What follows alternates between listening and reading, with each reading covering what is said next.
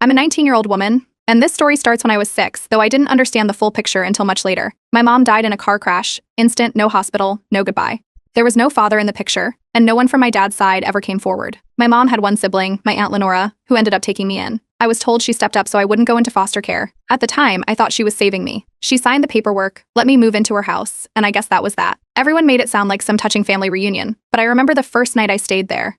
She put me in a laundry room. No bed, just a mattress on the floor next to a stack of detergent bottles and a boiler that made hissing sounds all night. She said it was just for now. That just for now lasted 12 years. Lenora had 3 kids of her own, 1 older than me, 2 younger. Their bedrooms had beds with headboards and night lights and bookshelves. Mine had mildew and a draft. I wasn't allowed to walk into the living room unless I was cleaning it. Same with the kitchen. If I was in there without a broom or dish sponge in hand, I got yelled at. They didn't say I wasn't family, but everything they did made it obvious. When I was about 7, a social worker used to visit every month. I remember the difference. Lenora would comb my hair, put me in clean clothes, smile like we were best friends. The house would be spotless. Her voice would change, soft, patient, sugary sweet. Once the social worker left, the whole act dropped. Back to chores, silence, cold dinners. After about 2 years, those visits stopped. That's when it got worse. I was never allowed to eat meals with them. I'd stand in the hallway and wait. When they were done, I'd scrape together what was left. Sometimes it was crusts or half-eaten bits of food. If they ordered out, I was told to just make something simple. If there was no leftovers, I didn't eat. On birthdays, my cousins had balloons and cakes and new phones. I got a $5 t-shirt from Walmart every single year. Same gift, different color, still had the price tag on it. By the time I was 10, I had to do all the deep cleaning, scrubbing baseboards, cleaning out gutters, even resealing the garage floor once. If I didn't finish something, she'd lock up the food cabinet until the job's done. No one called it abuse. Everyone saw her as the aunt who took in her dead sister's kid. No one asked questions. At school, I'd be exhausted. One teacher asked Lenora about it during a parent conference. I found out because I had to deep clean the entire house with a toothbrush the next day. At 13, I babysat a neighbor's kids, sometimes in tutor classmate, after school. I secretly opened a bank account using my school ID and started saving what little money I could. I didn't spend a cent,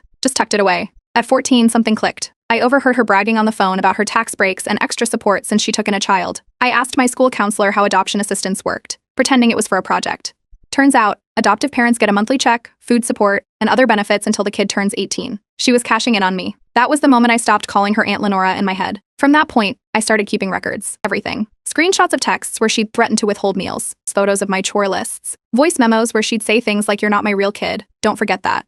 Even medical records from a clinic that once noted underweight concerns and possible signs of neglect. I didn't know what I'd do with it all yet, but I knew I had to have proof. It wasn't enough to escape, I wanted her exposed. Her youngest daughter, Lainey, was 10 when things started shifting. Lainey started getting the same treatment I had. Her older siblings were out of the house by then, and suddenly Lenora had a new problem child to control. She'd yell at her over tiny things, cut meals short, leave her alone for hours with strict rules on what not to touch or eat. Lainey once snuck me a drawing she made of herself crying in the laundry room. That was it. I knew I had to do something, not just for me,